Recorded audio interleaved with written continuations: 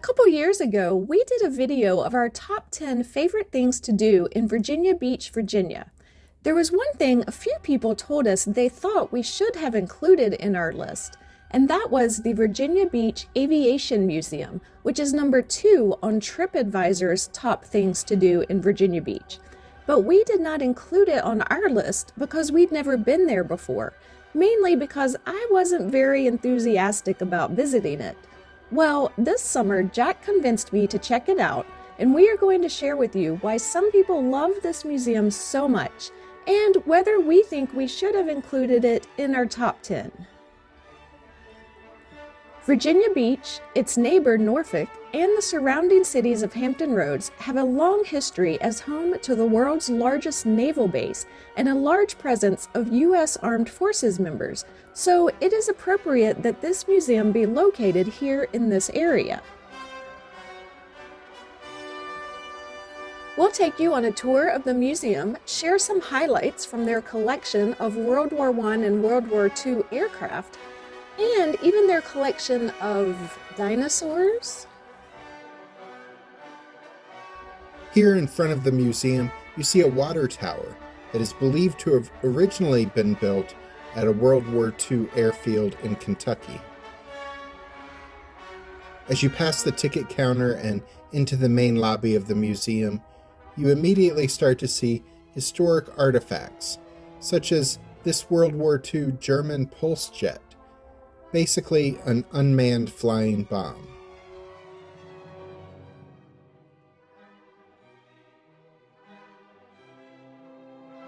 There's a lot to see here, and we are only going to hit the highlights in this video.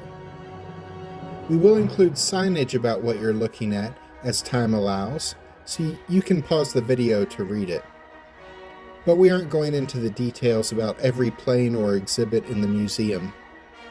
I found everything on display here fascinating, but this is a travel vlog, not an aeronautical engineering tutorial, which we would not feel qualified to host anyway.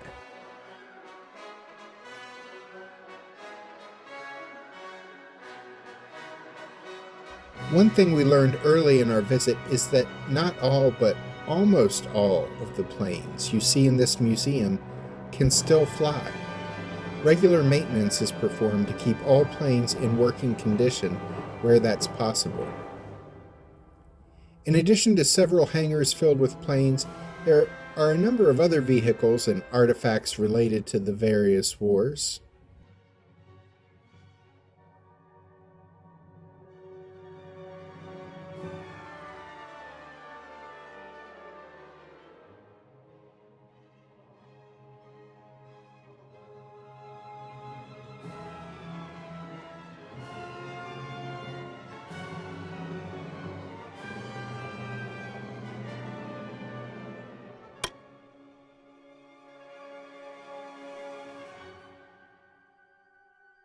In 1903, about 70 miles south of this spot, the Wright brothers had their first successful flight.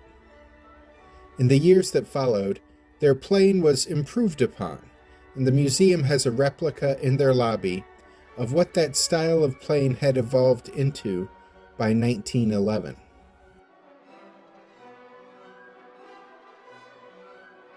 On one side of the lobby is the Army hangar where World War II U.S. Army Air Forces planes are displayed, along with a mix of planes from Great Britain, Russia, and other countries.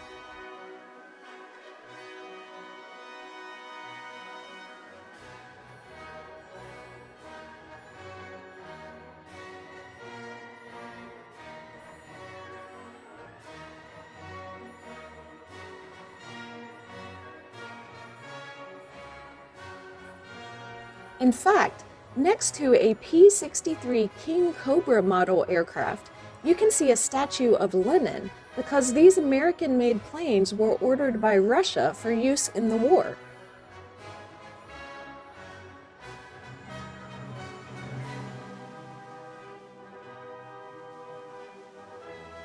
By the way, if you find this video interesting or helpful, please click the like button. We would appreciate that show of support.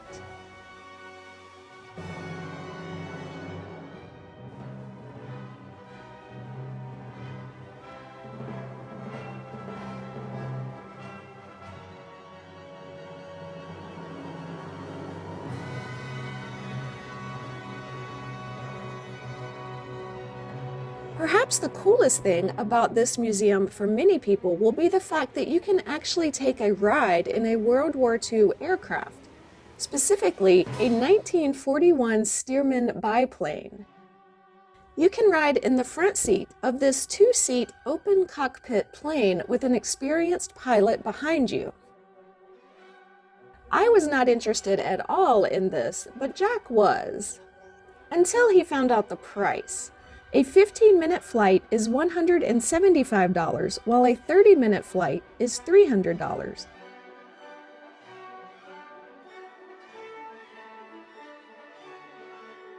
All things considered, that is probably a pretty reasonable price.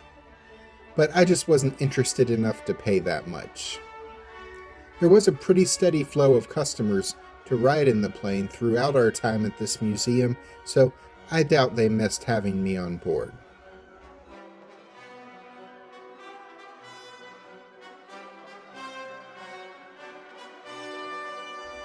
But if this is on your bucket list, you can ride in a World War II Warbird here on weekends only from May through September. And please note, there are only 2 seats on this plane, and the pilot is going to sit in one of the 2. So if your whole family wants to ride in the plane, you can see that the price of this experience increases quite quickly.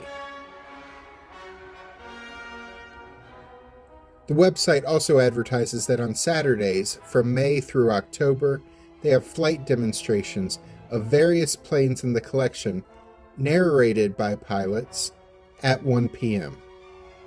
We were there on a Saturday and expecting to see this demonstration, but by the time 1 p.m. rolled around, it was raining, and they ended up not having the demonstration.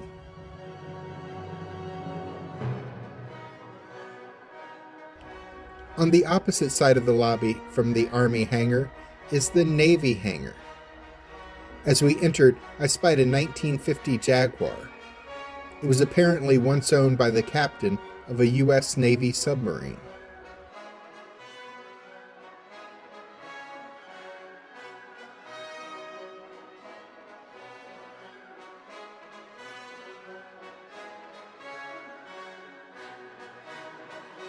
Nearby was an amphicar, like they have at Disney Springs in Orlando.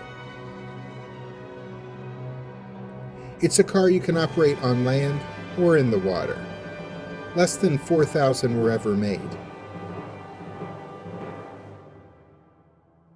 Time magazine once referred to these as the cars that promised to revolutionize drowning. And next to that was the Messerschmitt KR200. This tiny car looks like a cockpit on wheels, and was in fact designed by an aircraft engineer. It never really caught on. They were moving various planes around, both in and out of the Navy hangar for maintenance.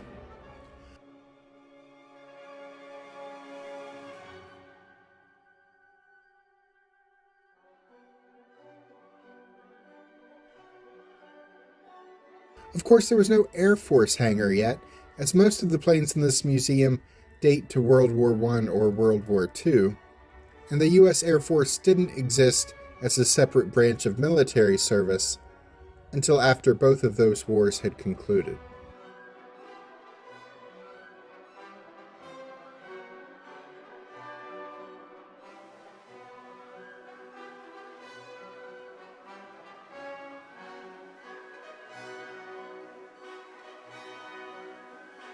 We left the main building and drove further back on the property to the World War I aircraft hangar.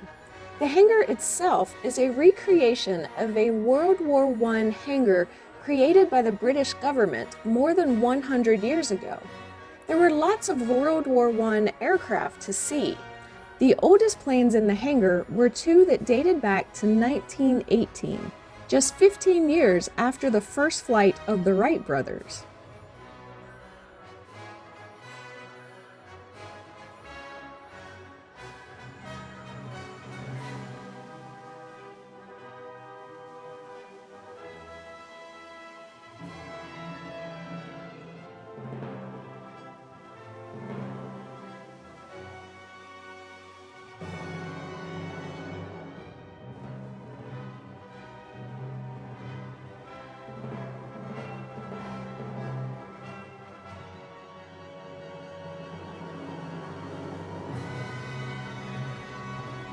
The next building was even more impressive. This is the Gox Hill Watch Office. This is the original building of a control tower used by Britain's Air Force.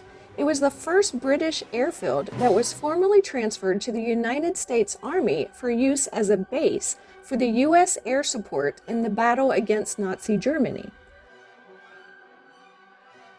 Following the war, it was abandoned for years until it was disassembled to be moved to this museum and then reassembled. The museum has a number of actual time period artifacts that would have been in buildings similar to this watch office at the time it was in use.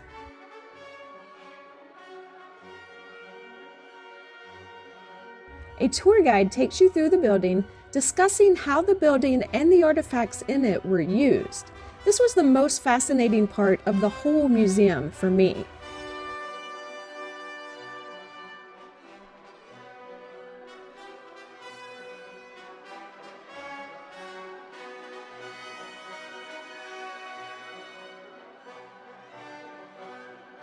At this point, there was only one more building to see. But that one last hangar had been closed because it completely lacked any air conditioning or fans. I asked about the building because it's listed on their website as a historic building. The museum volunteer said they close it to visitors when the temperature outside gets to 90 degrees Fahrenheit.